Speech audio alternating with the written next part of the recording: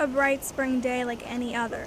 The sun glowing, the wind blowing, and the trees swaying. Boys playing in the woods like kids do. Then something unexpected happens. On March 21st, 2001, 3 boys were hunting turkey in the woods near their home. We was trying to track them down so we can shoot one of them. And in the midst of all this, we stopped, we're listening, trying to locate where they're at, and I looked down and I thought it was a turtle shell, because you see turtle shells all the time in the woods. And I went to go roll it over and found out it wasn't no turtle shell, and it was a human skull.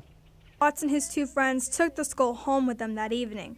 Their father then contacted the Alachua County Sheriff's Office, and then the investigation began. We had the young men take us back to the wooded area where they located the skull, and we tried through the woods until we located the scene. Near the Trout Lake area, investigators found bones scattered on the ground, parts of clothing, and a bullet.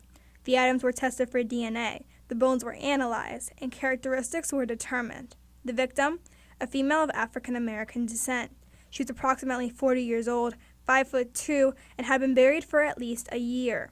Her cause of death can't be fully determined. The victim suffered from perimortem trauma. Perimortem trauma is something that happened in or around your time of death. Researchers can distinguish perimortem trauma because there aren't any vital signs to show that you healed. But it's not caused by the environment. It's not caused by scavengers or any post-mortem breakage of the bone. Someone stepping on a skeleton, for example, and breaking the bone. So we know that it's perimortem, but because of the piece of the tissue that's gone, we really can't tell whether it's blunt trauma or a gunshot wound. With so many pieces of the puzzle missing, especially who the victim was, 15 years later, her killer still can't even be determined.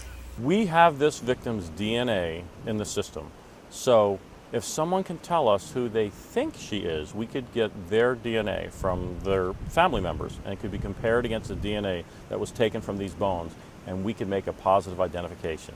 We need the public's help. One way to do that is to access the National Missing and Unidentified Persons System. All you have to do is type NamUs.gov into a search engine. On the home page, you would select the missing persons database. From there, you can search for someone by name, gender, and state. The list that then pops up will include a missing person's number associated to the active case, the missing person's name, the date they were last seen, as well as the location they were last seen in.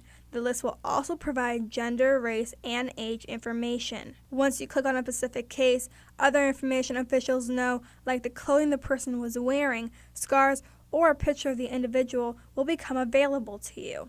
Any determinations you make towards a case can be reported to Crime Stoppers or to the Alachua County Sheriff's Office.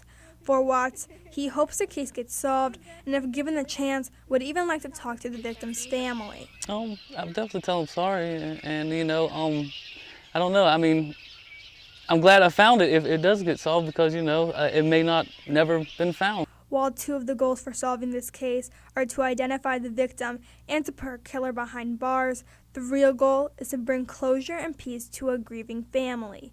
Darling Hill, WUFT News.